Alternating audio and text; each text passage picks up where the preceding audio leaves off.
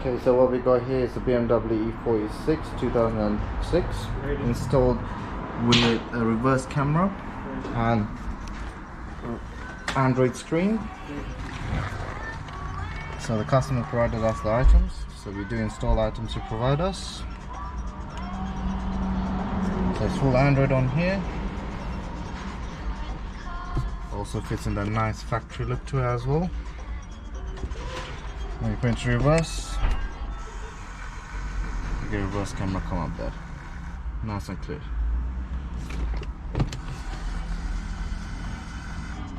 If you've got E46, you want something like this retrofitted, you can bring us the items and we can install it for you.